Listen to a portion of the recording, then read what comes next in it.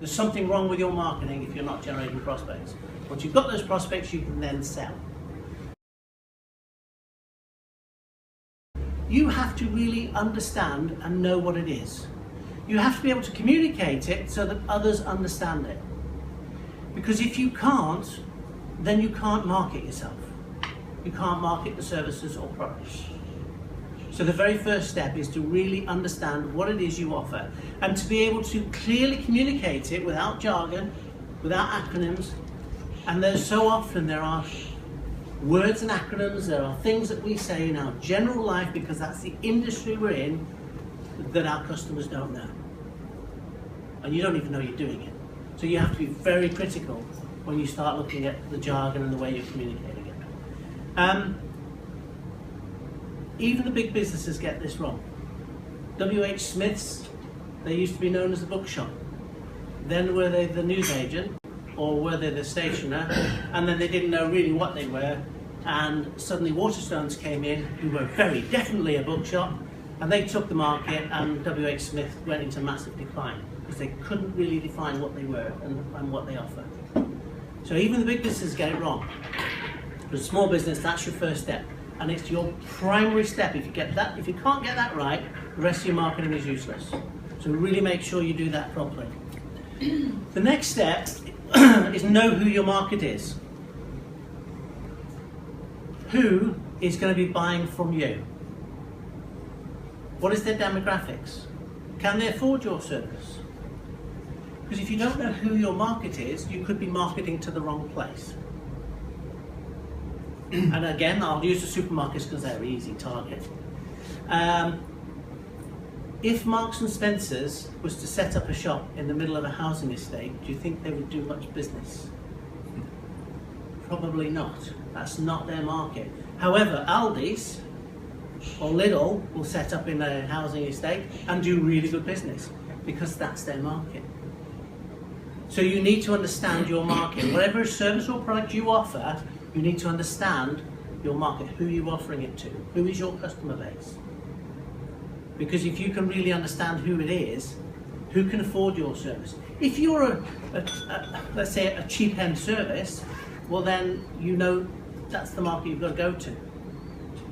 If you're a high end service or product, well then you need to be talking to affluent people who can afford it, who are likely to buy you or your services. So get to understand who is your market. Step 3, where do they shop? This is not about your competition. This is not about saying, oh, who's got their business instead of me? This is about saying, where do they shop for other things that they want? So based off your demographics of your customer, based off of the people you want to get to, where are they currently shopping? So, for instance, if your business is a high-end tailor, you make very expensive suits, your customers are probably shopping in the Jaguar garage or the Aston Martin garage or the Ferrari garage. So you should find a way of promoting your services there because there's your customer base. You can also set up an alliance with a company like that. So the tailor, the very expensive tailor, can go to the Jaguar garage and say, if someone buys one of your cars, you can give them a voucher for 20% off one of my suits. If they're going to be buying that car, then they can afford to buy the suit. They probably want the expensive suit. So do you see what I'm saying? So find someone you can work with. It really makes sense. Step 4, take action. This really sounds simple. But you know, take action. When you're running a small business and you're marketing yourself and you start to get business coming through, you have to deliver it. You can't ignore it because actually it's the delivery that's going to generate the income. So you've got to deliver it. So what happens is your marketing activity then starts to drop. And in many cases, and I've been into many businesses where their income goes up and down, just like a roller coaster, because what they're doing is they're marketing, they're getting some business, they're going and delivering the business, and then they're turning around and going, oh, got no business, I better go market again, and they go back out to marketing. And it takes 3 to 6 months for your marketing activity to really kick in. longer in some businesses, but generally 3 to 6 months. So you must continue your marketing activity. No matter how busy you get, you must continue marketing all the way through. Now, nowadays with technology, this is really easy. Catherine can talk to you about social media. Social media, there are platforms you can use, Hootsuite being one of them, where you can spend an hour or two on a Monday morning and you can set and schedule all your social media for the week. So you can be as busy as you like delivering, and your social media marketing is going to be going out there. You can set up doing newsletters, and you can put newsletters out once a month. That's still marketing. These are activities. Going to networking, breakfast networkings, they're great. Must be, you're here. They're good because you can do that networking in time where you're not going to be out delivering. So keep your networking, keep your marketing going. Continue to take action all the way through. Don't allow your marketing to fall back just because you're busy delivering. You must always keep action going.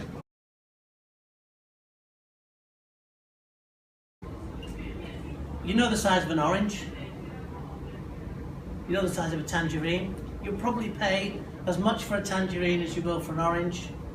In some cases even maybe more. But there's far more fruit in an orange. The reason you pay more for the tangerine is because it's easy to peel. You can take it with you at lunchtime and you can have it with your lunch. Easy to peel, you're not messing around with it as you would with an orange. So what I would say to you guys is turn yourselves into tangerines. Make yourself easy to peel. Make it easy for people to contact you and engage with you, and tell them to do it. Don't be shy. Tell them to call you. Step 6, measure, track and monitor. Marketing is not an exact science. What works for one person might not work for another person. What works for one business sector might not work for another business sector. There is a bit of trial and error when you come to market yourself. You've got to find out what you're doing. You've got to find out what it is that people are looking for and where they're going to find it. So, if you track, measure and monitor what you are doing, you'll be able to determine what works and what doesn't work.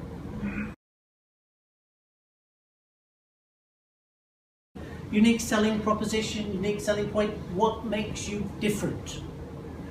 Why are people buying from you and not from your competitors? Okay. A lot of business owners I speak to, when I ask them what their USP is, either they don't have a USP or they've made one up. They've decided this is what their USP is going to be. Well, guess what? It's not their USP. The only people who can tell you what your USP is your customers. They know why they bought from you. Not the ones who've been continually buying from you for years. Find the new ones. Why are the people buying from you? If you know why they're buying from you, that's what the USP is. Send out a customer service survey. How are we doing in business? What can we do better? Oh, and by the way, why did you use us in the first place? You'll be astonished at the answers you get. That's your USP. Now, once you've got that, use it in your marketing material, promote it. Tell people why other people are using you, because they'll be interested as well. From your customers, my customers use us because, and suddenly it's not you promoting how good you are, it's like a testimonial, it's like a recommendation, but you can use that in your marketing. So find out what your USP is from your customers. Your key message. Remember we talked about that right at the very beginning. You need to understand what your product is so that you can promote it. Your key message needs to be, what is your product and what are the benefits to the individuals? How many people have seen some marketing material that starts off, we've been in business 200 years and we've got 500 years of experience on our board of directors. Yeah, guess what? Nobody cares. They're not interested in you. If you've got an ego and you're promoting yourself, get over it. Don't do it. No one's interested in you. They're interested in what you can offer. They're interested in your service and your product and how is it going to benefit them. So don't use the I or we. Use yours or you. As a rule of thumb, every time you use in your promotional item, every time you use the word I or we, use 3, you or yours. and your material will be improved immediately. So don't promote yourself. Promote the service or product you offer and the benefits that the persons will get from using that service or product. That's what will make your marketing material more effective. So those are the 6 steps, ladies and gentlemen. Yes? So what was the reality of it? What's in it for me? What's in it for me? Yes? Thank you. Okay, no problem. The 6 steps. Know what your service is. Really make sure that your service or product is very clear so that when you communicate it, others understand what it is. Because if they don't understand what it is, they're never going to buy. Make sure you're communicating to the right market. Know who your market is. Where are they currently shopping? Yeah? Go to where they are currently shopping and market into those areas. Take action. Always keep your marketing going. Do not stop your marketing no matter how busy you get. Keep it going. Make it easy for people to contact you. Make yourselves tangerines, not oranges. And make sure you track, measure and monitor what you do. If you do that, if you take just a little bit of that into your businesses today, this week, next week, your marketing will improve. And if you improve your marketing, that means you will generate new prospects. Now you can go selling. Now you can go get more business.